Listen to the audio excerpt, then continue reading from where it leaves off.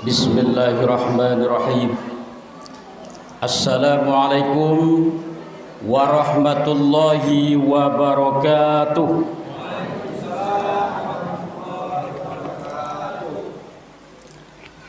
Alhamdulillahi rabbil alamin wal aqibatu lil muttaqin wa la udwana illa 'alal zalimin.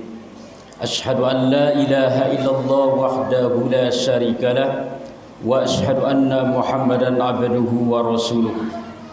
Allahumma salli wa sallim wa barik ala Muhammad wa ala alihi wa ashabihi wa man tabi'ahum bi ihsanin ila yaumiddin. Amma ba'd. Yang sama-sama kita hormati Ketua RW merangkap Ketua Umum Masjid Darul Jannah, para imam, para RT, para RW, bapak-bapak dan ibu-ibu, kaum muslimin dan muslimat yang saya hormati. Bersyukur kita kepada Allah Subhanahu wa taala dengan mengucapkan alhamdulillahirabbil alamin. Berselawat kepada Rasulullah sallallahu alaihi wasallam. Allahumma salli ala Muhammad wa ala ali Muhammad.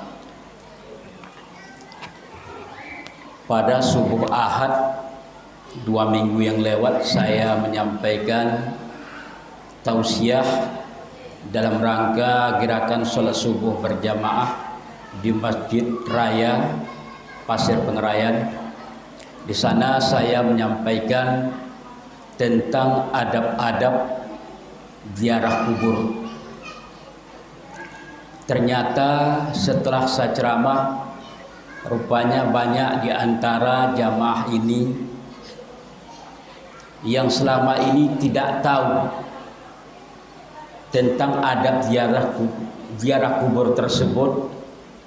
Maka dengan kajian itu pun dia tahu selama ini dia melanggar aturan duduk di atas kubur itu dilarang.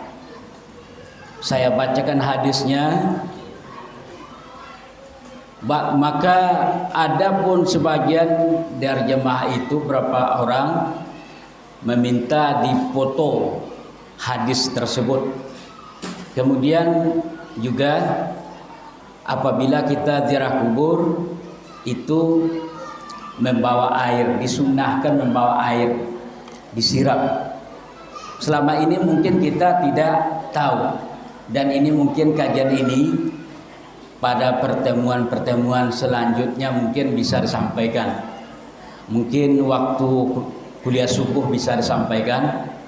Berhubung karena pada malam hari ini kita memperingati Maulid Nabi besar kita Muhammad sallallahu alaihi wasallam.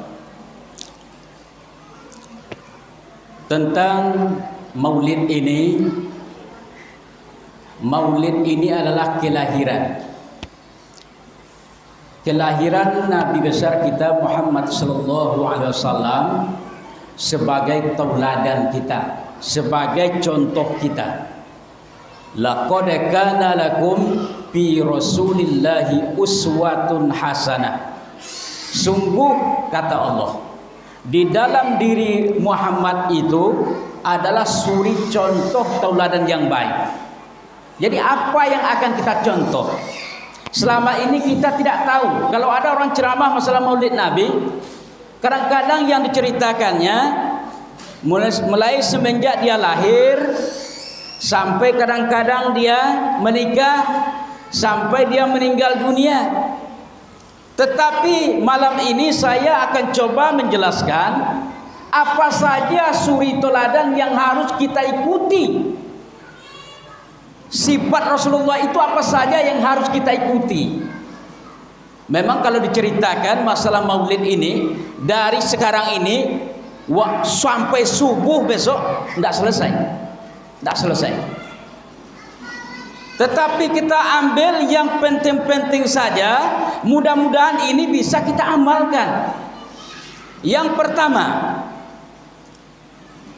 Rasulullah itu orangnya jujur. Jujur.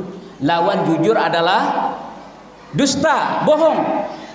Jadi kalau mencari orang yang jujur sekarang ini sulit. Kalau di kantor, kalau dia jujur itu sedikit kawan. Di masyarakat kalau jujur kadang-kadang sedikit juga. Tapi itu resiko. Mencari orang jujur itu sulit. Saya ketika mau pergi ke Pekanbaru dulu naik Superbad. Maka supirnya ini ketika ada temannya nelpon, "Halo cu, Allah di mana gini cu?" Dijawab apa? "Saya baru Jam Batu."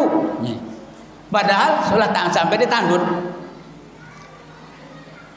Iko baru masih dake le Ujung Batu baru. Ternyata ini lagi Tandun. Itu bohong. Apa salahnya jujur? Di mana Pak? Saya sekarang di rumah. Kebetulan memang kita di rumah. Jadi jangan dibiasakan. Jadi sifat Rasulullah itulah jujur. Makanya ketika beliau semenjak berumur 20 tahun, Rasulullah itu mengikuti, pertama mengikuti kakeknya. Meninggal kakeknya umur 8 tahun, meninggal kakeknya. Maka Rasulullah ini diasuh oleh pamannya yang bernama Abi Thalib. Abi Thalib ini orang Arab kebiasaannya dagang. Makanya kalau sifat dagang ini biasanya yang kebanyakan terjadi pada orang Minang. Orang Minang. Biasanya orang itu sifatnya dagang, maka dalam berdagang juga harus jujur. Waktu menimbang, wailul lil mutaffifin, celakalah bagi orang yang menakar, menimbang, mengukur. Celaka. Jadi kalau menimbang, timbanglah sesuai dengan aturannya. Ini belum lagi apa? Kalau kita lihat orang menimbang sawit, masih apa nih? Ditambah juga lagi. Padahal pas sebenarnya ditambah, tidak boleh. Itu celaka. Menimbang, mengukur, menyukat, tidak boleh. Makanya jujur itu dalam hidup harus kita pertahankan. Walaupun orang tidak jujur sama kita, tetapi pertahankan kejujuran masing-masing pada diri kita. Rasulullah itu adalah uswatun hasanah, contoh yang baik bagaimana dia jujur dalam hidupnya. Makanya dia dipercaya oleh Siti Khadijah waktu itu belum jadi istrinya. Harta Siti Khadijah banyak diperdagangkan oleh Rasulullah, dibawa sampai ke negeri Syam. Maka dipercayakan kepada Rasul Muhammad sallallahu alaihi wasallam. Karena kalau sistem Rasulullah itu berdagang beda dengan kita. Kalau Rasulullah kalau berdagang dia itu modalnya disebutkan. Umpamanya aqua ini 500. Itu Rasulullah, modal saya 500. Berapa saudara bisa nambah? Begitu cara Rasulullah itu berdagang. Kalau awak dibuat harganya melambung-lambung, umpama ini harga 500 dibuat 1.500. Ketika orang menawar, itulah pas tuh. Kalau dikurangi kau lah rugi. Bohong. Makanya kalau Rasulullah itu untungnya berlipat ganda karena dia jujur. Kalau dia berdagang, modal saya sekian, berapa mampu saudara menambah? Begitu Rasulullah itu berjualan. Tidak mungkin modal saya 500, 400 lah dibuat. Tidak mungkin. Karena dia udah bilang Udah jujur, harganya modalnya 500. Tentu nanti orang berpikir, wah ya, tentu kan kalau orang berjualan tentu harus ada keuntungan. Sudah pasti kalau orang berjualan tentu mau untung. Kalau mau rugi, pekan ini rugi, pekan kedua rugi, pekan ketiga rugi, tutup. Ya, ini jujur pertama. Yang kedua, sifat Rasulullah itu sebagai uswatun hasanah, sebagai contoh buat kita adalah Rasulullah itu orangnya pemalu. Pemalu. Al-haya'u minal iman. Malu sebagian daripada iman. Lantas Rasulullah itu malunya kayak apa? Apakah malu-malu kucing? Lai orang malu kucing. Malu kucing kayak apa? Pak, Pak, bawa ini Pak, bawa. Mbak mau durian, ada 2 buah dikasih orang. Ini Pak, bawa. Atau uang dikasih 200.000. Ini Pak, bawa. Tak usah. Tapi tangannya ngambil. Mulutnya, tak usah. Tapi tangannya ngambil juga. Itu malu-malu kucing. Ya. Malu-malu kucing seperti itu. Rasulullah itu malu kepada Allah Subhanahu wa taala apabila dia melakukan sebuah dosa. Pernah Rasulullah pada waktu subuh dalam perjalanan, mereka itu tidur di dalam perjalanan tersebut, ada satu tidak di gubuk, di gurun pasir. Rombongan Rasulullah itu tertidur karena udah capek. Baru bangun waktu matahari sudah terbit, sekitar jam 7. Salat subuh belum. Maka Rasulullah langsung bertayamum karena dalam perjalanan air tak ada, maka untuk sebagai ganti air adalah tayamum. Tayamum itu ambil tanah yang bersih, muka 1 kali, kemudian tangan, cukup, tidak kaki, tidak kepala.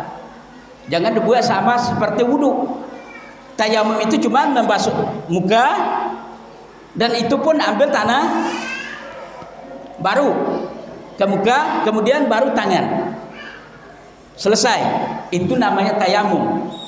Tayamum itu dilakukan apabila tidak ada air. Kalau ada air, tidak boleh tayamum, kecuali ada unsur yang tidak boleh, ada penyakitnya, tidak boleh kena air. Ada orang sakit tapi tidak boleh kena air, maka itu boleh tayamum. Maka ketika Rasulullah dengan rombongan terbangun, matahari sudah terbit, maka Rasulullah menghimbau kepada sahabat yang lain untuk tayamum. Mereka melaksanakan sholat subuh secara berjamaah, kemudian memohon ampun. Rasulullah merasa malu kepada Allah Subhanahu wa taala karena itu tertidur. Mungkin karena terlalu capek, karena panas matahari, itulah dia baru terbangun, merasa malu. Makanya kalau sahabat Rasulullah itu apabila dia 1 rakaat saja tertinggal sholat, 1 rakaat saja dia tertinggal, 1 rakaat itu apa? Belum dapat dia sama amin ketika imam membaca waladdallin amin, baru dia angkat takbir. Maka dia sebagai gantinya untuk, karena tidak dapat mengatakan amin bersama dengan imam rakaat pertama, dia bayar gantinya, dia infakkan 1 hektar kurma kepada sabilillah. Itu sahabat dulu. Kalau awak rakaat terakhir terlambat, inilah pakai ganti-ganti apa tidur. Begitu kehati-hatian mereka, mereka merasa malu kepada Allah Subhanahu wa taala apabila tidak bisa melaksanakan perintah Allah dengan baik. Ya, ini merasa malu kepada Allah. Ini sifat yang harus kita miliki. Pertama, rasa malu. Sekarang ini rasa malu sudah mulai berkurang. Anak tidak lagi merasa malu kepada kedua orang tuanya. Anak tidak lagi merasa malu apabila dia berpacaran. Kita lihat di komplek Pemda itu. Waktu dulu, waktu saya masih bergabung di organisasi, itu kami survei. Malam minggu itu jalan lingkar yang sebelah kiri kalau kita menghadap ke sana itu belum diaspal waktu itu. Yang sebelah kanannya sudah diaspal. Kami jumpai ada 3 pasang yang mereka itu sedang melakukan sesuatu. Na'udzubillah. Apakah dia orang Pasir ini? Kemungkinan. Tidak mungkin orang dari Ujung Batu jauh-jauh datang ke sini untuk melakukan dosa. Makanya kita disuruh untuk amar ma'ruf nahi munkar. Alhamdulillah tempat kita ini aman. Saya melihat di depan rumah ini Honda di depan rumah saja. Yang rumah di depan rumah saya pun Honda dibiarkan saja di luar. Artinya apa? Pencuri takut di situ. Takut pencuri datang sini. Kenapa? Darul Jannah, kampung surga. Tanggung-tanggung. Sampai sekarang pun saya ceramah di SKPC. Ustadz tinggal di mana? Saya di Darul Jannah. Darul Jannah di mana? Keramat Apeh. Keramat Apeh di mana? Di Pasir. Menung-menung dia, tidak juga tahu dia yang mana Keramat Apeh itu. Rupanya negeri kita ini banyak yang belum diketahui, walaupun Darul Jannah. Ya. Malu ini yang harus kita tanamkan kepada anak-anak kita. Adab. Makanya kalau ada anak-anak kita mau pergi sekolah, kita antarkan, atau dia pergi sendiri, apabila dia salam sama orang tuanya, lihat. Ini salamnya kadang-kadang menanduk. Salam sama orang tuanya. Pegang. Dipegang. Tidak seperti itu. Bagaimana? Cium. Dicium tangan. Itu ada. Maka kita yang mengajarkan kepada anak-anak kita. Ajarkan. Kalau tidaklah nanti anak-anak kita ini tidak kita ajarkan adab-adab, maka khawatir kita nanti 10 tahun, 15 tahun yang akan datang, maka muncullah generasi-generasi yang tidak beradab. Padahal adab itu sangat penting. Al-adabu fauqal ilmi. Adab itu lebih tinggi daripada ilmu. Makanya orang terdahulu itu adabnya kuat. Saya bercerita, ada namanya Syekh Burhanuddin. Syekh Burhanuddin ini oleh gurunya dites. Apakah adab muridnya ini betul-betul bagus atau tidak? Sengaja Syekh gurunya ini diambilnya jam tangannya. Jam tangan orang dulu itu tahan air. Tidak seperti zaman sekarang, bagus tapi kena air sedikit berembun. Ya, berembun. Kalau dulu dimasukkan ke dalam WC. Dimasukkan ke dalam WC, kemudian dilaporkan kepada muridnya Syekh Burhanuddin ini, Burhanuddin. Ketika gurunya ini melihat Burhanuddin lewat, dia sengaja mengambil kayu, dikacaunya WC tadi. Tentu murid bertanya, ada apa guru? Ini jam saya jatuh ke dalam. Tidak mungkin. Mengapa pula guru ini kok bisa dalam WC jatuh? Karena mungkin sengaja. Tanpa berpikir panjang, Burhanuddin langsung terjun ke dalam WC. Kira-kira kalau topek wawa, datang guru, apa yang dicari Pak Guru? Iko jatuh jam tangan. Iya tuh Pak, bapak dicari. Bapak lagi cari kayu. Ya, dicari kayu atau sesuatu kan menyolam dengan air. Kira tolong menyolam. Tidak akan mampu. Tetapi Burhanuddin tanpa berpikir panjang, masuk menyelam ke dalam lubuk apa? Nah, mungkin kalau sudah timbul dari situ, tidak ada bentuk manusia lagi. Dicarinya, dapat jam tadi, tak langsung dikasih. Ini guru, masih belum umur apa? Enggak. Dia bersihkan badannya, kemudian jam tadi dia bersihkan, dia kasih sabun, dicium, kalau masih bau, dia sampai jam ini tidak ada baunya.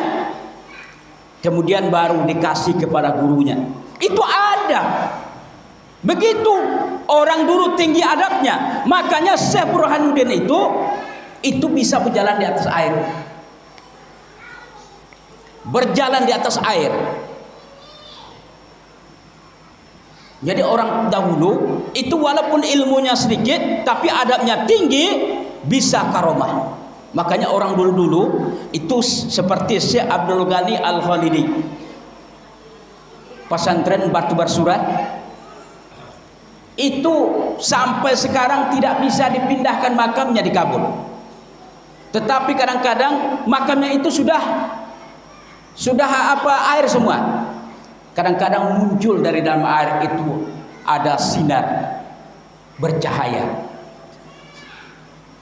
Orang dulu. Jadi rasa malu itu harus kita tanamkan. Itu maksudnya apa? Malu mengerjakan perbuatan-perbuatan yang dilarang oleh Allah Subhanahu wa taala. Bukan malu yang lain. Malu silaturahmi tidak. Kalau sekarang ini orang silaturahmi beda dengan dulu. Dulu kalau silaturahmi diketuk pintu assalamualaikum, dijawab dari dalam waalaikumsalam. Oh masuk, duduk cerita. Sekarang tidak lagi masuk, ambil posisi masing-masing. Moga HP, cerita tak ada lagi. Paling-paling dari mana lewat tadi? Dari situ. Ya HP juga. Tambah pula sekarang ada game judi. Semakin sibuk. Saya lihat ada di masjid pun kadang-kadang di apa juga. Maka segala perbuatan yang kita lakukan pasti akan kita pertanggungjawabkan di hadapan Allah Subhanahu wa taala. Ini yang kedua.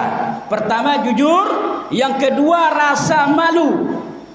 Malu kalau ada punya anak gadis di rumah, jangan biarkan dia memakai celana Hawaii di rumah. Karena dia ada ayahnya di rumah. Jadi tanamkan rasa malu terhadap anak-anak kita.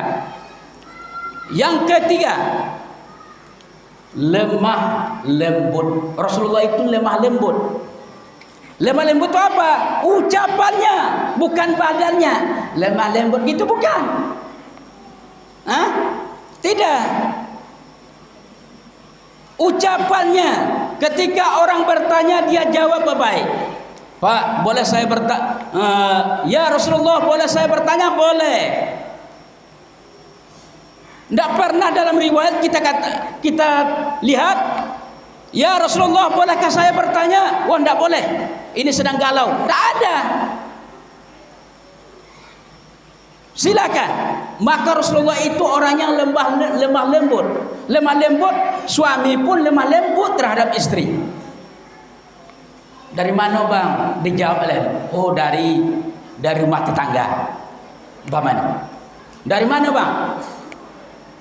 Istri pun harus bertanyanya nada yang bagus. Jadi nada tadi dari mana bang? Itu kan nadanya bagus, tapi dari mana bang? Jawabnya mereka memanjang dari situ.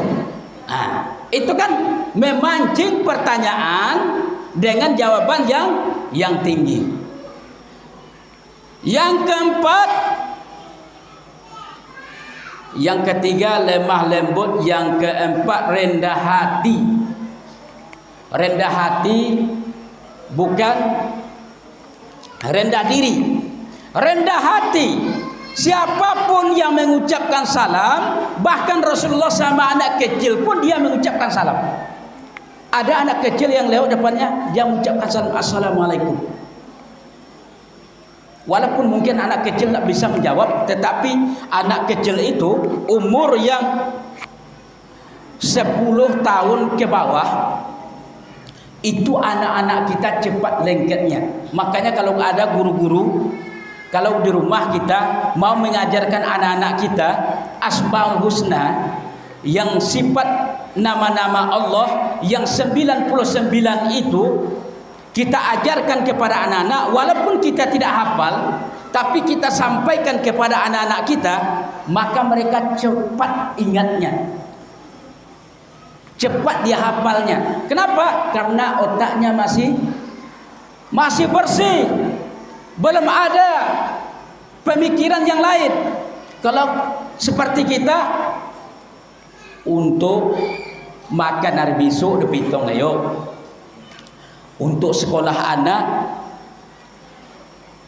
untuk belanja bini, makeup bini lah, banyak yang harus dipikirkan. Makanya hafalan kita tambah pula hati tidak bersih. Banyak curiga sama orang, pokoknya penyakit hati, maka itu akan membuat hafalan kita tidak mau lengket. Yang kelima, tidak pernah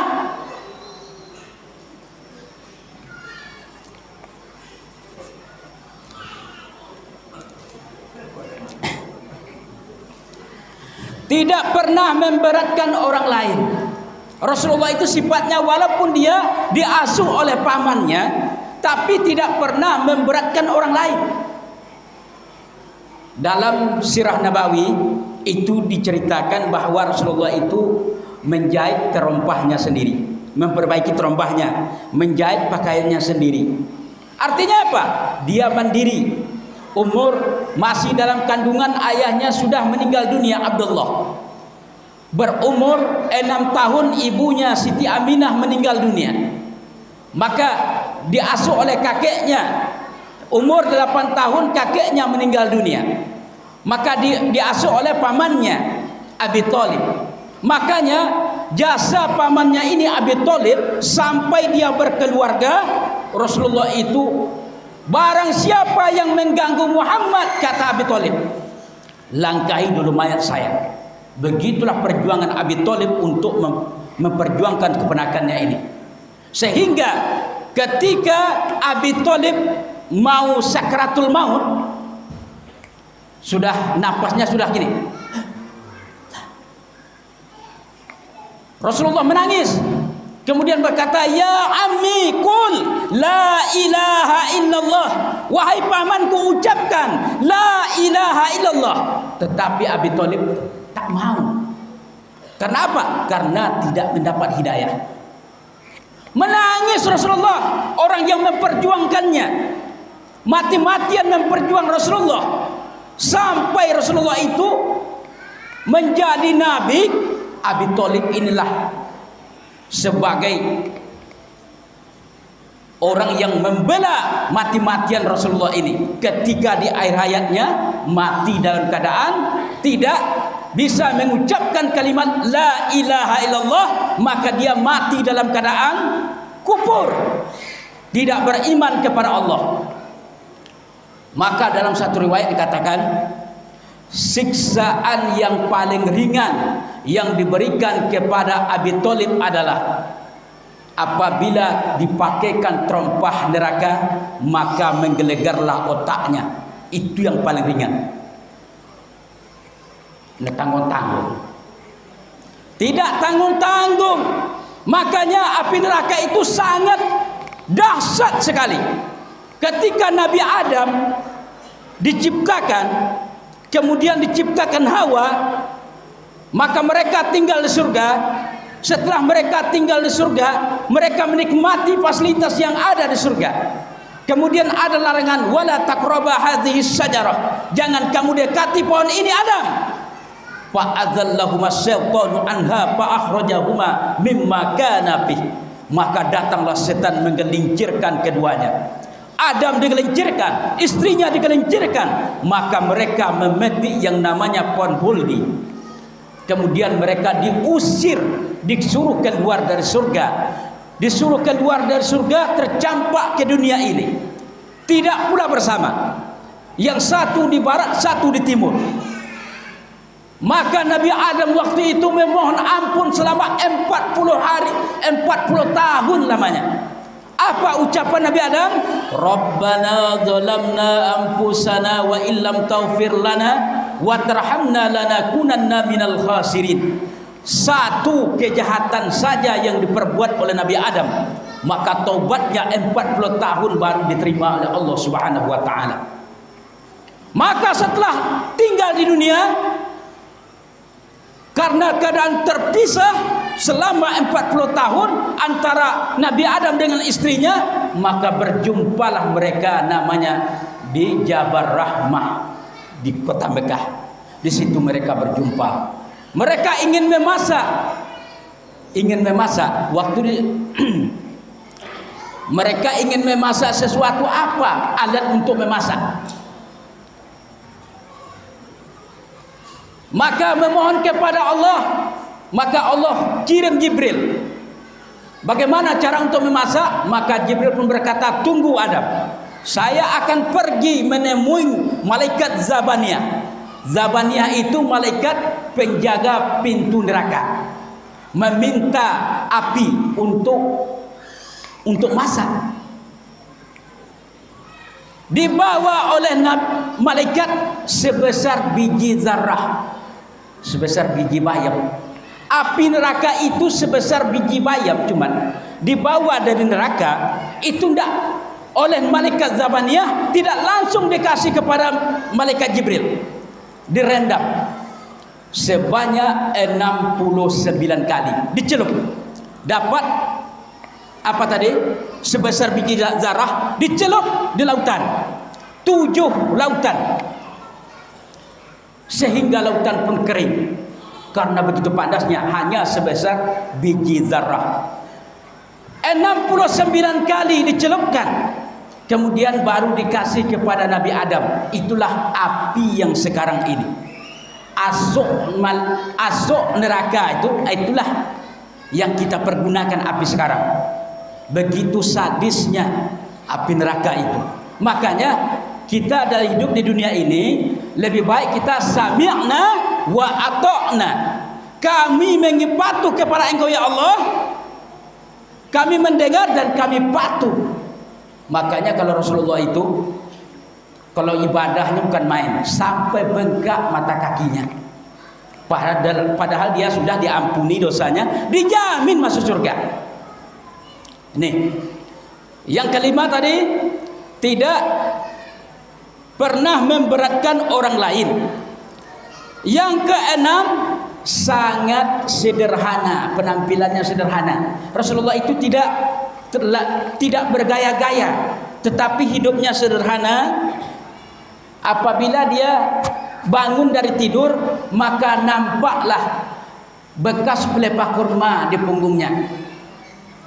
Pernah Abu Bakar berkata, ya Rasulullah, engkau ini adalah seorang jenderal, seorang rasul. Apakah tidak engkau melihat Raja Romawi yang begitu tempat kasurnya saja tebal? Apakah engkau tidak memiliki seperti itu? Kata Rasulullah, bukan itu tujuan hidup saya. Jadi kalau kita, tujuan hidup bukan kemewahan dunia. Kemewahan di dunia hanya sementara. Punya rumah godang, tanah luas, kebun sawit banyak. Semua itu apabila kita meninggal, siapa yang menikmati? Bapak dengan anak awak, bining, Kalau awak meninggalkan sawit luas, rumah elok, mobil banyak, iko bini awak ku copek laris nyusuk kok. Copek nyum laki balik. Kalau nak percaya tengoklah besok. Kalau memang kebun banyak, kebun sawit sampai ratusan hektar, rumah cantik, apa kan banyak yang daftar. Sementara yang cari harta kita mati-matian mencari harta tersebut. Maka untuk dunia kita kejar, akhirat jangan sampai kita lupakan. Rugi kita. Apabila terdengar suara azan, maka sambutlah suara azan itu dengan mendatangi tempat masjid yang di mana dikumandangkan suara azan tersebut. Rugi kita. Karena apa yang kita miliki pada hari ini, mobil yang mengantar kita ke pemakaman, bukan Fortuner yang kita miliki, bukan Pajero, bukan mobil yang lain, kecuali hanya ambulan yang datang dari rumah sakit. Kain kapan 3 lembar. Itu cuman kalau ada yang berpesan, besok nak kalau mati ayah, pakaikanlah baju batik kok. Rokan dulu kan pakai baju batik. Besok enggak bisa. Tetap kain putih selama dia seorang muslim. Kecuali kain putih tak ada lagi. Itu bolehlah mungkin. Tapi kalau biasanya itu kain putih yang membalut badan kita. 1 hari, 2 hari, 3 hari keluarga masih menangis mengingat kita. Hari berganti hari, minggu berganti minggu, mereka akan semakin melupakan kita. Anak sibuk dengan urusannya. Istri sudah mulai datang keluarga. Untuk apalah berisau-risau lama-lama. Nekan pulangnya noleh. Lebih baiklah cari pula orang yang datang. Tentu kan kalau satu kali keluarga berbicara, enggak, saya begitu cinta mati saya sama suami saya akan tetap mendoakan, bertahan. Enggak mau. Habis minggu berganti minggu sampai 2 minggu, 1 bulan, datang keluarga lagi. Enggak kan bagus bersedih terus. Sampai kapan kamu bersedih seperti ini? Dia tidak akan pulang. Kalau pulang pun dia tidak bisa kamu menerimanya lagi. Kan bisa menerima lah. Datang dekat pintu, assalamualaikum. Berlarian sedang nonton TV. Tak tolak-tolak tak ini lah. Kalau datang, masih bertahan. Tapi lama kelamaan karena keluarga 1 orang 2 orang, kakak beradik datang menemuinya. Kamu tak usah lagi bersedih, kami tidak sanggup melihat kamu bersedih seperti ini. Apalagi omaknya masih hidup, ayahnya masih hidup, kakaknya masih ada. Carilah, ini ada orang yang datang. Memulai jumpa, agak malu. Tapi lama kelamaan akhirnya menikah. Apakah masih ingat sama kita yang dalam kubur? Entahlah enggak. Makanya pikirkan itu.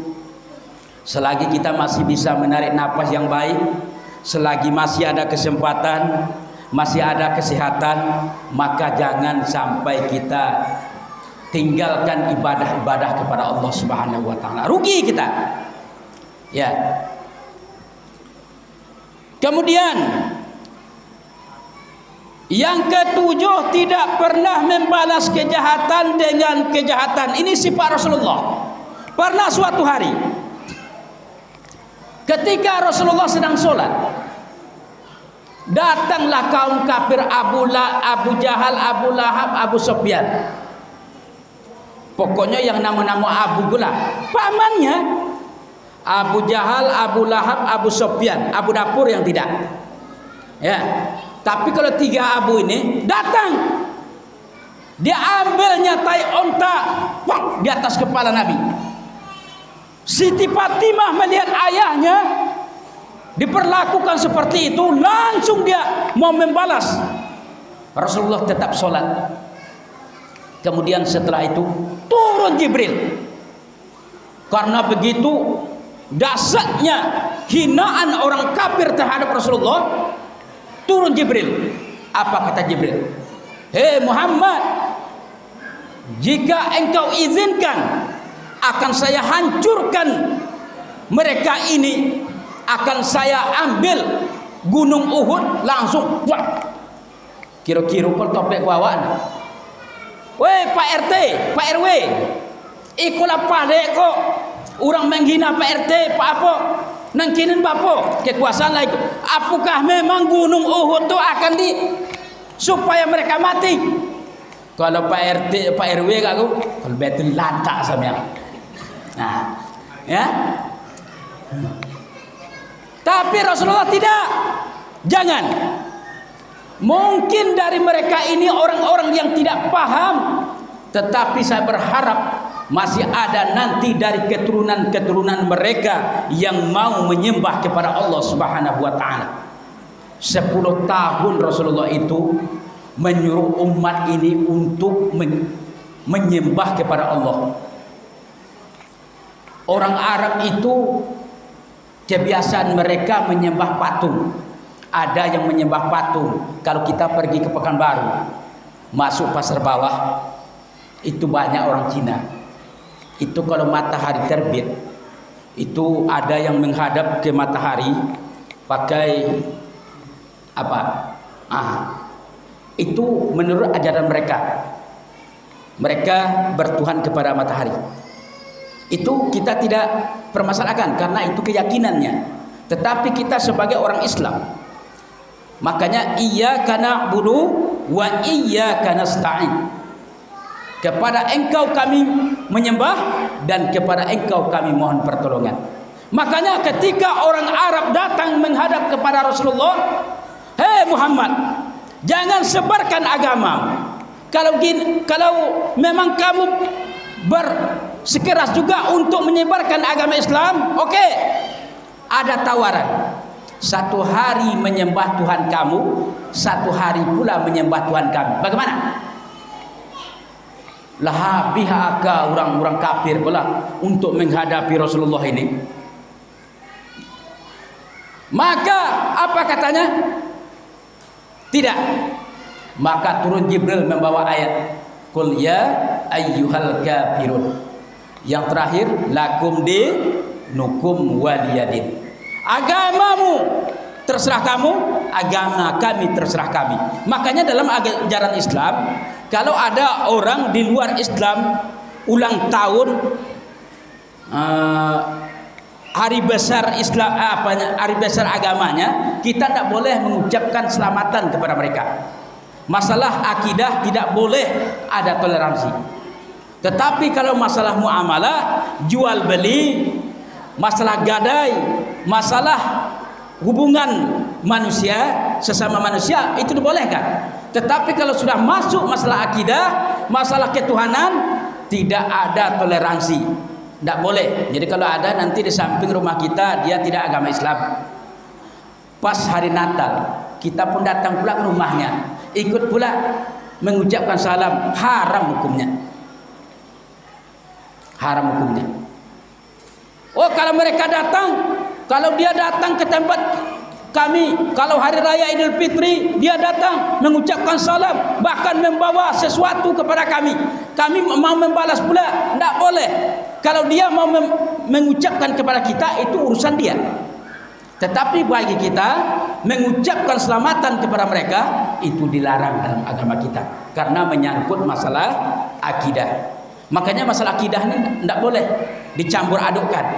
Ya, sekarang ini ada orang mengatakan bahwa Allah itu di aras. Ini kan penyelewengan akidah. Artinya Allah itu bertempat. Laisa kamitslihi syai'un. Tidak ada, Allah itu tidak bisa menyerupai sesuatu. Tidak ada sama dengan makhluk ini. Makanya harus kita yakin bahwa Allah itu wahdaniyah, berdiri sendiri, tidak ada satu apapun yang bisa menandingi kekuatan Allah Subhanahu wa taala. Nih. Yang ke-8, Rasulullah itu sifatnya amanah. Ini termasuk pada pemimpin RW, RT, kepala keluarga. Ini kita semua adalah orang yang diberi amanah. Kalau kepala keluarga dianugerahi oleh Allah anak, itu adalah amanah yang dititip oleh Allah kepada kita sebagai kepala keluarga, maka harus kita jaga amanah tersebut. Maka Rasulullah ini orangnya amanah. Ketika Siti Khadijah menyerahkan dagangannya kepada Nabi, itu Khadijah tidak khawatir sedikit pun, karena Rasulullah ini adalah orangnya amanah. Yang ke-9, tabligh. Ini itu makanya saudara kita yang jamaah tabligh ini termasuk Imam Dasril jamaah tabligh. Tabligh ini menyampaikan kebenaran kepada umat. Ada orang bertanya ke saya, Ustaz, ada 2 versi nampaknya. Dia pakai sama-sama pakai celana cingkrang, pakai jenggot juga. Ini kan pakai jenggot juga. Tapi yang satunya lain, Ustaz, menyalah-nyalah orang samia. Doa bersama bid'ah, zikir bersama bid'ah, semuanya maulid Nabi bid'ah. Itu gimana tuh, Ustaz?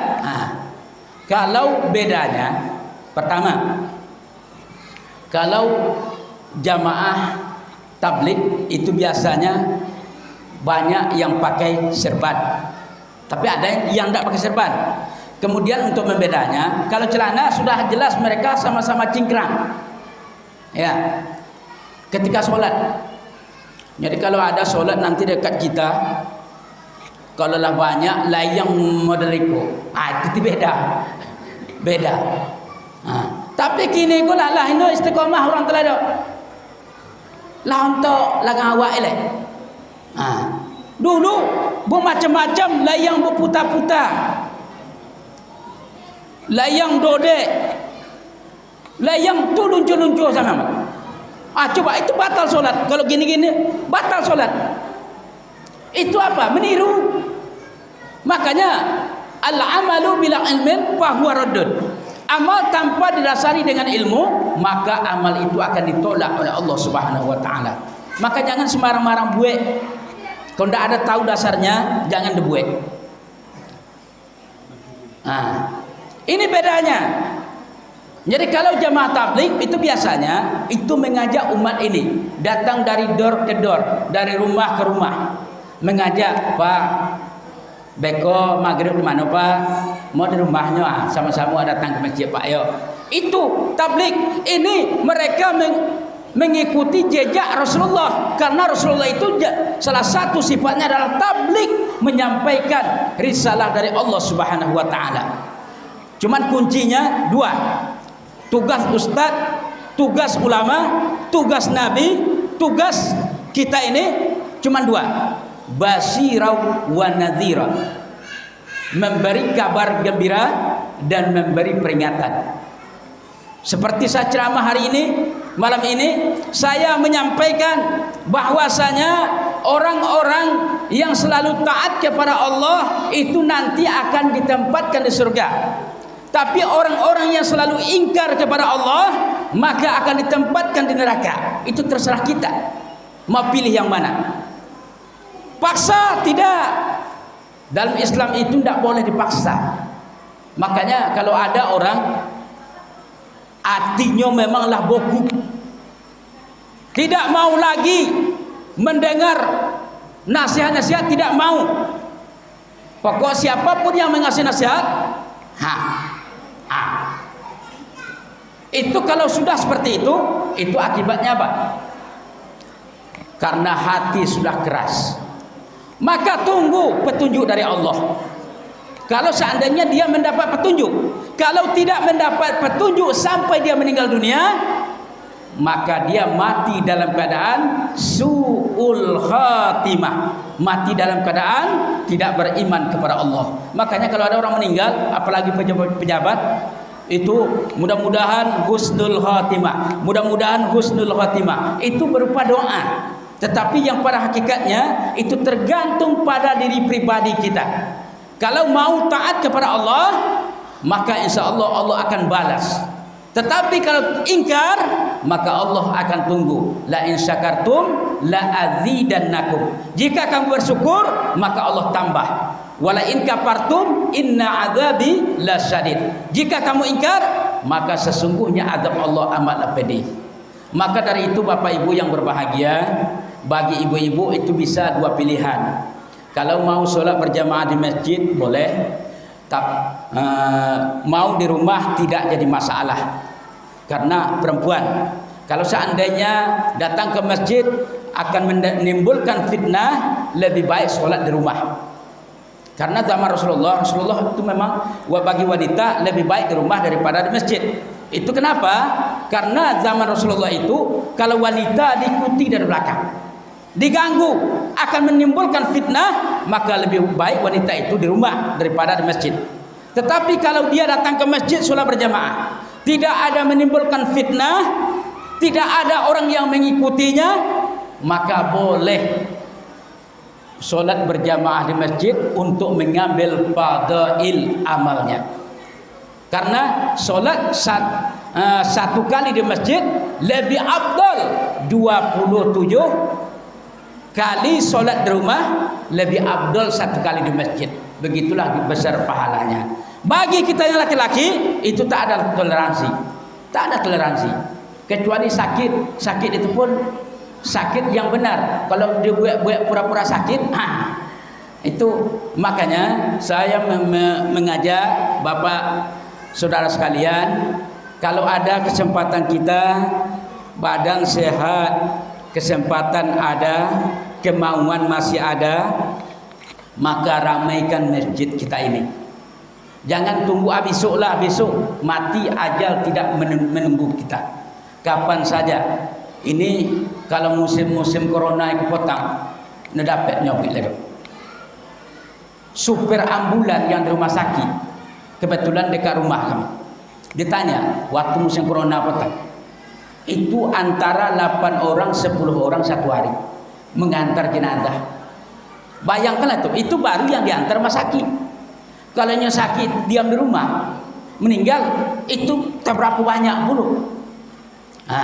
Justru itu sebelum kematian datang kepada kita, maka sadarkan diri kita. Mungkin selama ini kita sudah lalai dengan dunia, maka saya mengetuk hati kita ramaikan masjid kita ini. Kalau tidak dari sekarang, kapan lagi kita mau untuk beramal? Karena apa kata Rasulullah, kata Imam Al-Ghazali, itu apabila orang itu sudah berumur 40 tahun. Angin samalah kalau lah umur 40 tahun, inu yo nak ledo mengerjakan kebaikan-kebaikan, maka dia tidak sudah sedikit kemungkinan untuk bisa bertaubat kepada Allah Subhanahu wa taala.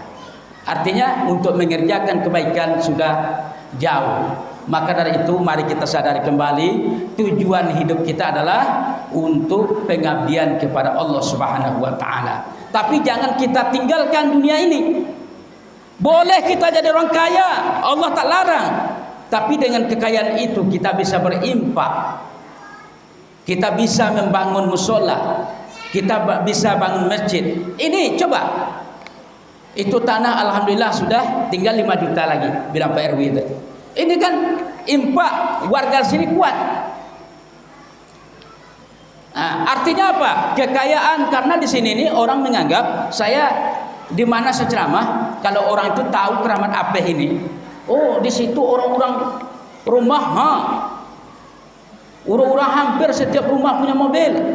Begitulah orang menganggap keramat apa ini, Darul Jannah ini, warga di sini orangnya orang berduit-duit. Memang kalau saya lihat memang betul.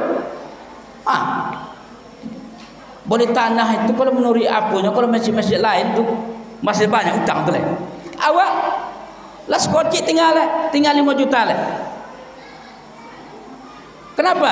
Karena dengan kekayaan kita bisa menyumbangkan sebagian rezeki kita di jalan Allah, itu sudah membuat. Makanya ketika orang nanti dalam kubur sudah melihat dia, Rabbana abasarna, ya Allah kami sudah melihat, wa sami'na dan kami sudah mendengar, farji'na na'mal salihan inna muqinun. Maka kembalikan kami ke dunia, kami akan berimpak, sholat dan lain sebagainya. Tapi sudah terlambat.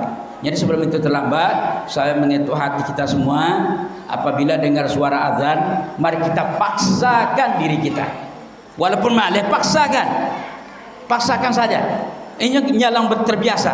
Kalau masa Pak Ahmad dulu pegawai, itu kan dipaksa sampai 3.000 4.000 solat berjamaah zuhur asar di Islami, bisa bahkan sampai dari luar negeri, karena saya menyambut tamu dari Malaysia, dari Singapura datang, dari Aceh datang, bahkan dari Papua ada yang datang kemarin.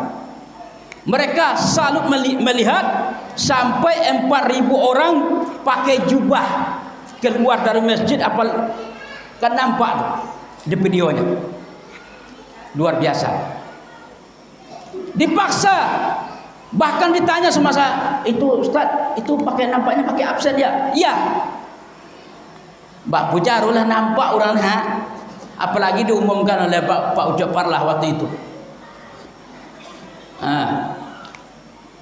Mohon kepada pegawai agar dapat mendatangi SKPD masing-masing, karena BKD ingin mengumpulkan absen. Tahu orang. Jadi Ustaz pakai absen? Iya. Ini sementara Pak.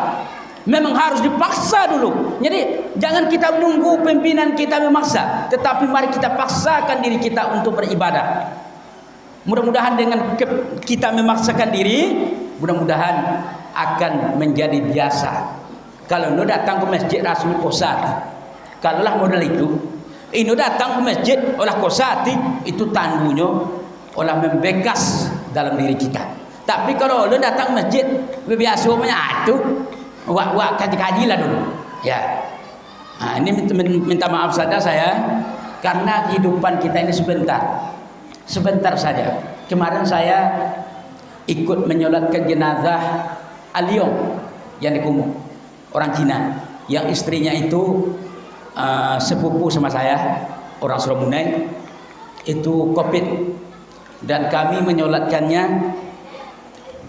Dia jenazahnya dalam ambulan, tidak dikeluarkan dan tidak dalam masjid, di halaman masjid. Di situ kami menyolatkan. Coba sekaya apa? Walet berapa banyak? Kebun sawitnya berapa banyak? Tapi akhirnya tinggal. Kalau sempat dia beramal di dunia, itulah yang akan dinikmati dalam kubur. Makanya ada talqin 7 besok subuh kita untuk pelajaran talqin kubur. Di situ nanti di talqin kubur itu ada 7 pagi. Hari yang pertama dalam kubur itu timbul gelap. Gelap segelap-gelapnya, tak ada nampak. Disitulah malaikat akan menanyai kita. Maka itu berdoa. Maka untuk menghindari gelap kubur itu di alam barzah, maka perbanyak kita berimpak. Untuk menerangi kubur itu banyak-banyak baca Al-Quran, banyak-banyak sholat. Itu cuma. Kalau harta yang kita tinggalkan itu, kalau kita yang meninggal, istri kita kalau dia mau berimpak, diniatkan untuk kita, insya Allah dapat. Tapi kalau tidak, ada lagi anak doa anak yang soleh yang kita harapkan, anak pun tidak bisa berdoa. Anak yang soleh itu kategorinya apa? Tidak meninggalkan kewajiban kepada Allah Subhanahu wa taala, berbakti kepada Allah, berbakti pada orang tua, dan hubungan terhadap sesama manusia bagus. Itu kategori anak yang soleh. Jadi apabila anak itu berdoa, Allahumma firli dzunubi wali walidayya warhamhuma kama rabbayani shaghira, Berdoa anak ini insya Allah dijabah oleh Allah Subhanahu wa taala. Ya Allah, ampunilah dosa ayahku, bebaskan dia dari siksa kuburmu, lapangkan kuburnya, beri dia taman daripada taman surga. Insya Allah akan didengar oleh Allah Subhanahu wa taala. Tapi kalau anak sholat tak mau, waktu bulan puasa puasa tak mau, bayar zakat tak mau, pokoknya pekerjaan-pekerjaan yang apa, yang perintah Allah tidak dia lakukan, maka berdoa, doanya tertolak. Kenapa? Karena kewajibannya kepada Allah tidak dia lakukan. Makanya kategori anak yang soleh dalam hadis itu adalah awwaladin salihin yada'ulah, anak yang soleh yang mau mendoakan orang tuanya. Mungkin itu saja kajian kita pada malam hari ini. Mudah-mudahan kita bisa untuk menambah ilmu kita dan bisa menambah amal kita di masa-masa yang akan datang. Mari kita berdoa kepada Allah Subhanahu wa taala. Mudah-mudahan kita di negeri kita ini, di kampung kita ini dalam keadaan tetap dalam keadaan aman dan dijauhkan dari malapetaka, mara bahaya, dan warga di sini mau mengerjakan perintah Allah dan meninggalkan larangan Allah Subhanahu wa taala. Na'udzubillahi minasyaitonir rajim. Bismillahirrahmanirrahim. Alhamdulillahi rabbil alamin. Assalatu wassalamu ala asyrafil anbiya'i wal mursalin wa ala alihi wa sahbihi ajma'in.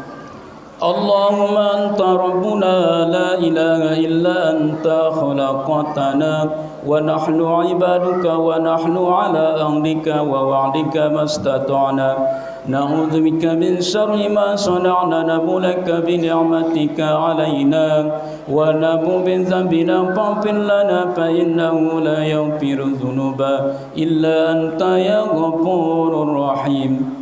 Allahumma ighfir lana dhunubana wa liwalidayna warhamhuma kama rabbayana shaghira wa li jami'il mu'minina wal mu'minat wal muslimina wal muslimat al ahya'i minhum wal amwat innaka sami'un qaribun mujibu da'wat wa yaqdiyal hajat. Allahumma dafa'anna al-ghala wal-bala wal-fahsha wal-munkar was-suyuf wal-muhtalifata was-shada'ida wal-mihan ma zahara minha wa ma batan min baladina rakan hulu khassa wa min buldanil muslimina amma innaka ala kulli shay'in qadir. ربنا ظلمنا أنفسنا وإن لم تغفر لنا وترحمنا لنكونن من الخاسرين. ربنا آتنا في الدنيا حسنة وفي الآخرة حسنة وقنا عذاب النار. وصلى الله على سيدنا محمد وعلى آله وصحبه أجمعين. سبحان ربك رب العزة عما يصفون وسلام على المرسلين والحمد لله رب العالمين. تقبل الله منكم منا ومنكم تقبل يا كريم. Demikian saya dapat sampaikan, dengan kurang mohon maaf. Wabillahi taufiq wal hidayah. Wassalamualaikum warahmatullahi wabarakatuh.